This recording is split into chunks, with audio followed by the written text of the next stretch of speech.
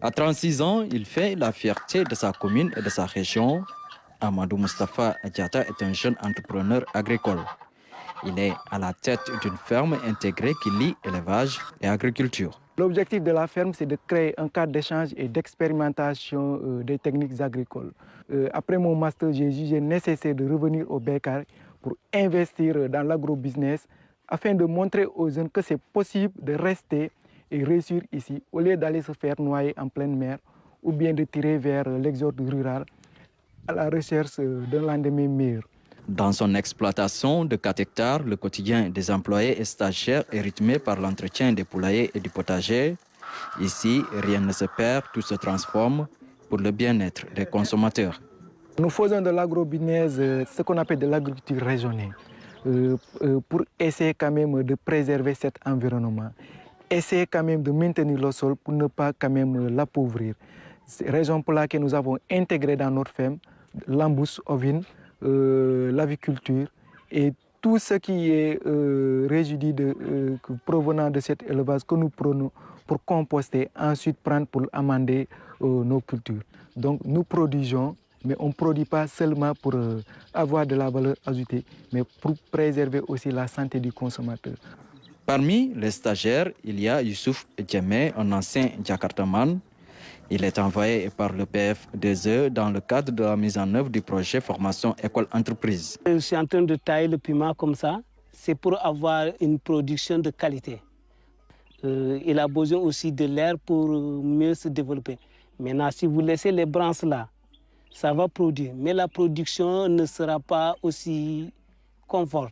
Ce jeune du Blouf s'est résolument tourné vers l'agriculture. Il appelle ses frères et sœurs à rester dans le pays car le potentiel est là. J'étais Jakartaman, mais je sais que vraiment avec le Jakarta, ça ne va pas aller. Il faut revenir encore sur la terre, car la terre ne ment pas. Tu récoltes ce que tu as semé. Donc, les jeunes qui vont en extérieur, là, je ne vois pas l'intérêt d'aller jusqu'à l'extérieur, parce qu'ils font pratiquement l'agriculture là-bas. Donc, je lance un appel aux jeunes de venir exploiter la terre. Nous avons une terre très riche, très fertile. Donc, vraiment, il suffit d'engager un peu l'accompagnement de l'État. Bon, ça va aller.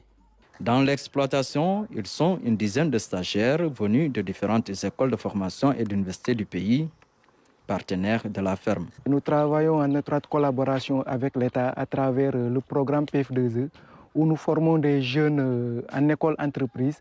Je travaille en étroite collaboration pratiquement avec toutes les universités du Sénégal, à savoir la SANSEC, l'UCAD, le Bordeaux Management School, l'ISM, l'ICAO et le CPS de Cambérène, l'EATA. Et j'ai reçu des centaines de jeunes qui viennent pour des besoins de stage, de visite pédagogique et de formation. Donc une façon de rendre l'ascenseur à l'État en motivant les jeunes, en les montrant vraiment qu'il est temps d'épouser l'agrobusiness. La terre ne ment pas, on peut travailler et on peut réussir avec. Il suffit juste d'être patient, courageux et brave pour réussir. Avec ces 2 poulaillers, la ferme produit chaque jour plus d'une soixantaine de tablettes d'œufs.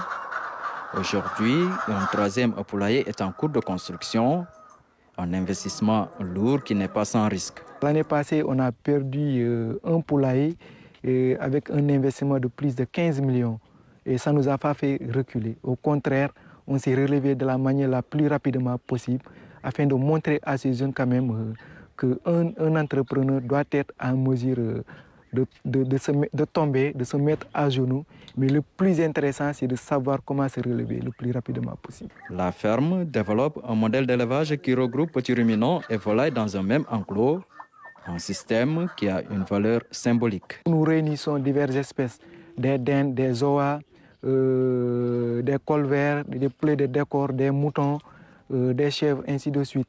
Donc ça crée un cadre où chaque espèce développe une immunité. Donc un cadre vraiment qui nous permet aussi de montrer à la société que là où ces animaux ont réussi à vivre ensemble, il est temps aussi à ce que nous, êtres humains, puissions quand même nous unir, essayer de vivre en commun, en communauté, pour un développement durable. Mise en place depuis 2018, la ferme pédagogique de Niaguis a accompagné à ce jour plus d'une centaine d'étudiants. Elle développe aussi l'agrotourisme pour vendre la destination Casamance.